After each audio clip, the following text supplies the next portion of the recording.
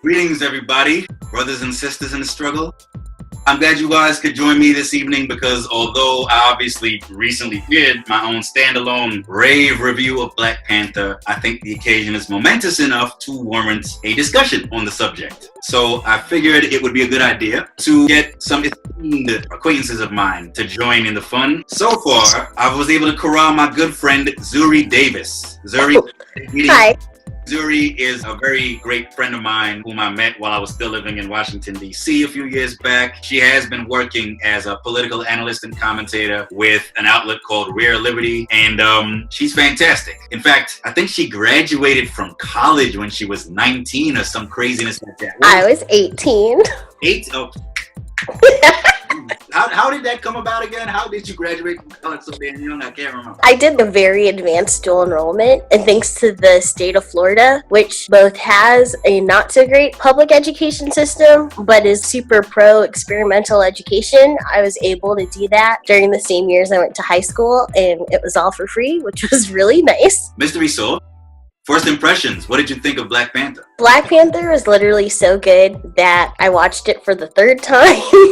Last Friday, and I can't think of another movie that I've wasted like a lot of money on, just because theaters are very expensive and I am a concessions person, even though my wallet is not really built like that. So it's been a very expensive appreciation for the movie. It was just so amazing. It hit on so much that my parents watched it opening weekend, which they never watch movies opening weekend, by the way. So that tells you something. My dad was very excited to see the different conversations, especially around Black liberation and just some of the historical connections with the arguments. The politics were wonderful. Soundtrack on point. Thank you for giving us another Kendrick album. All the cultural references were amazing. It's pro-woman, everything about it. I could go on and on. It was just an amazing movie. Yeah, totally.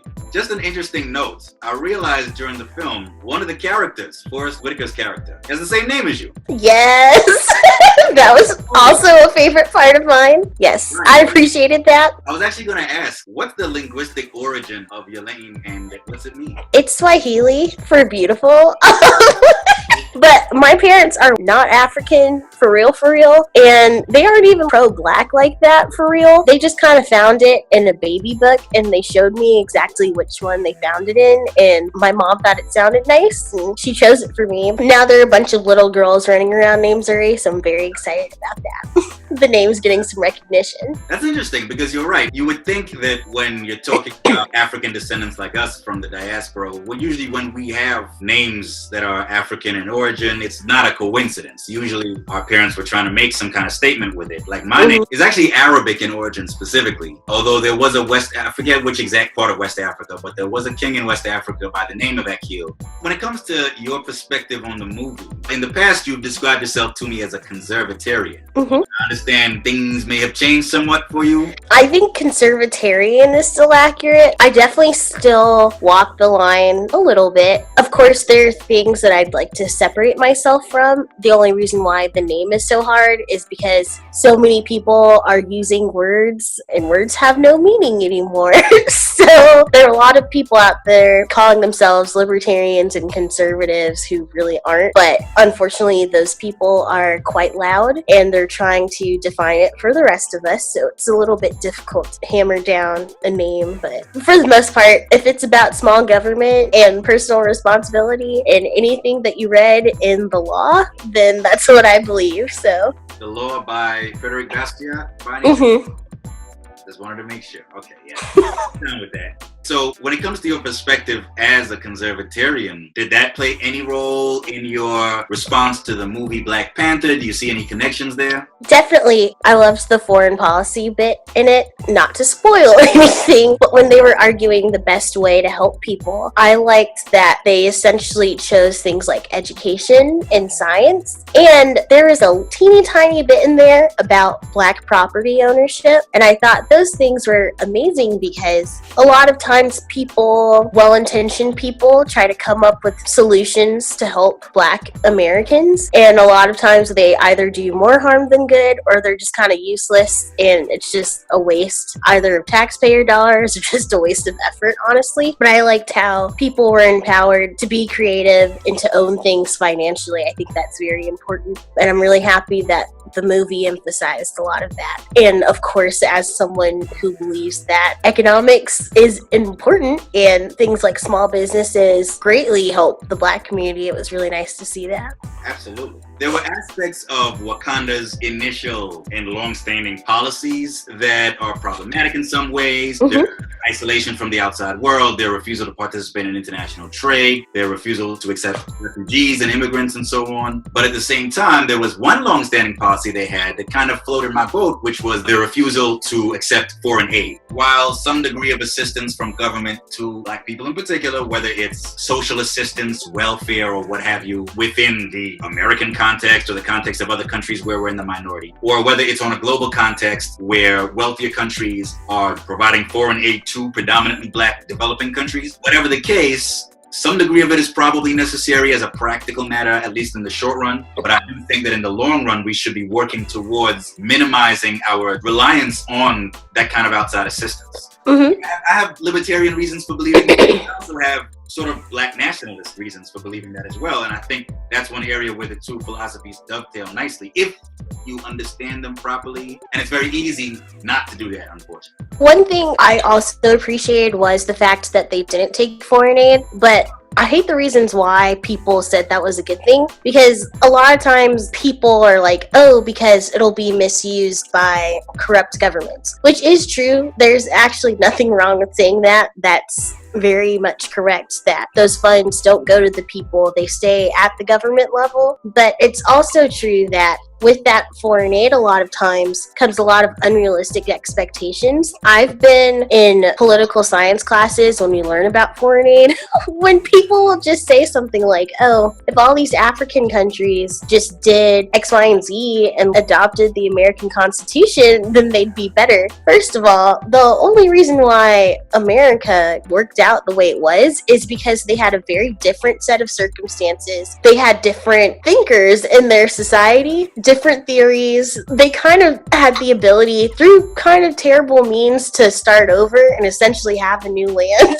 where they could implement a lot of this stuff. Whereas in Africa, a lot of these people are still being hurt, or they're still feeling the effects of when the lines were kind of drawn and their countries were kind of put together. When people from the West just came over and they were like, well, we like these resources, so we're just going to group these people together who are nomadic and don't actually like each other. We're going to force them to live together, and somehow this is going to work. So you have to realize that there's an entirely different set of circumstances and things that people have to overcome. I think it's silly for people to act like, oh, if they just democratize the Western way, then they'll be okay. It's so much deeper than that. But even though they didn't go into all of that in the movie, I know for me, who has a lot of problems with the IMF and the World Bank, it was really nice to see them shun that and kind of shun that influence and then create their own system because of it.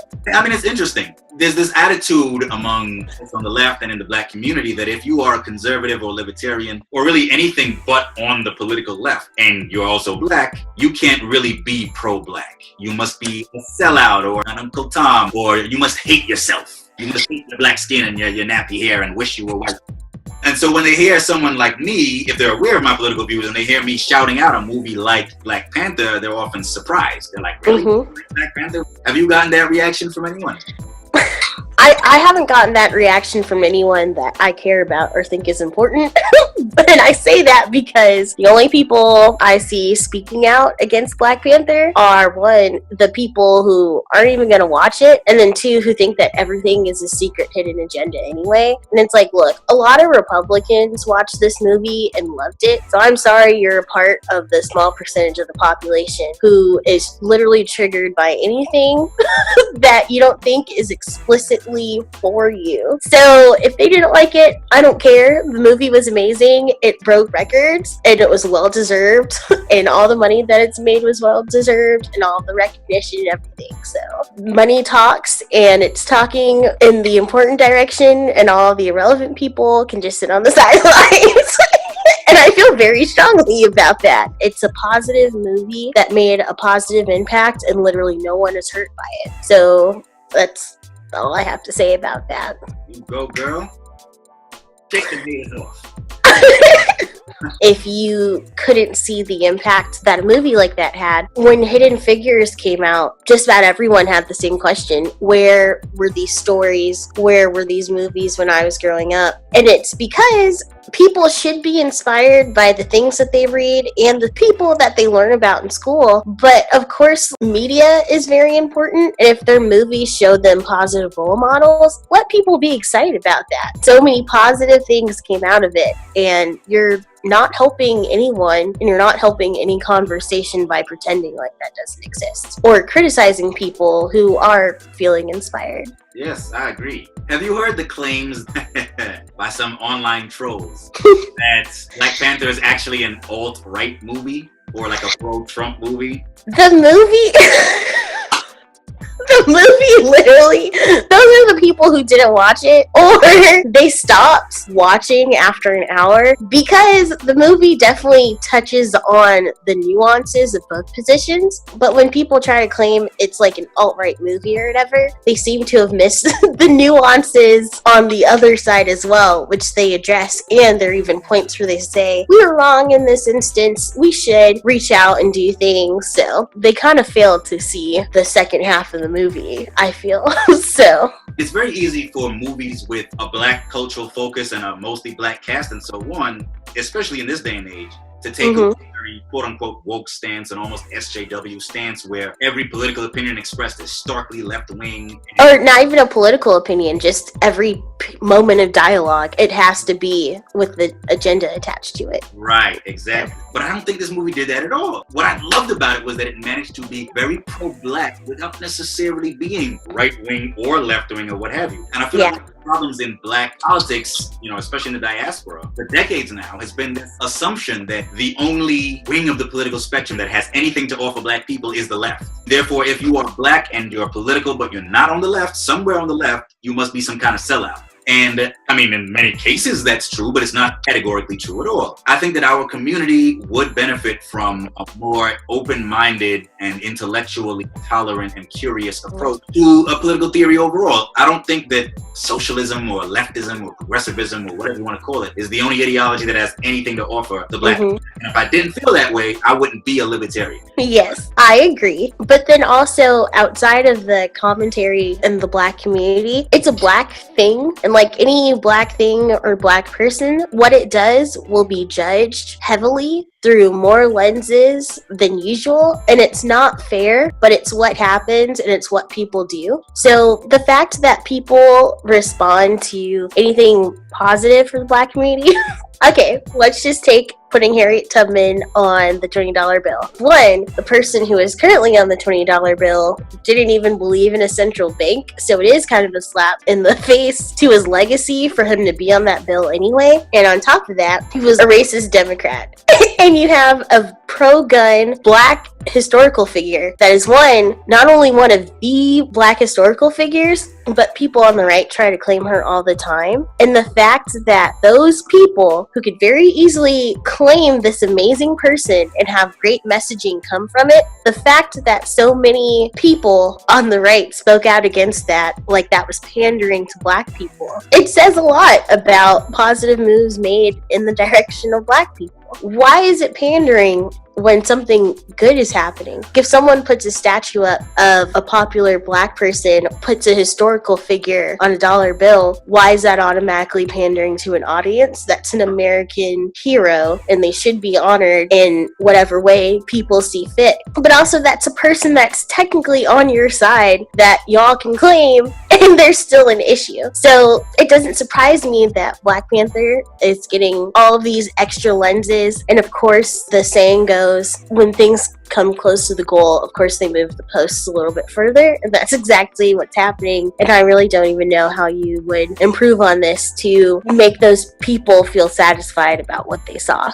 I definitely hear you there. Just to sum up, I would say that the movie does a great job of being very pro-Black without being very anti anyone else. That was one of the many things that I found positive about it, and it does ultimately reinforce the idea that although we want to uplift Black people specifically, it does still acknowledge us as members of the larger human family of which we are a part. And it talks about the need for people of different backgrounds around the world to come together. It's a great superhero film, a great Black film, and a great film, period. Last point, and then I'll be done. I actually read an article. I definitely browsed it, so I have to go back and read it fully, but I believe there's a STEM center in Compton or Oakland. I definitely forget which one, but there's one that's opening up now because of the movie, and it's just so amazing to see things like that. Even for me, walking away from the movie, the second I left the theater, I was just like, okay, I have to have kids one day, and I have to push them through these STEM programs so they can be scientists and mathematicians and all that stuff. So again, it's been nice to see not only the psychological positive impact that it's had, but also the real world application that people have taken away from it. You said it. Zuri, once again, I'd like to thank you a lot for joining me for this discussion this evening. I really appreciate it. Looking forward to many more fruitful discussions with you. Thank you for having me. Wakanda forever. Wakanda forever.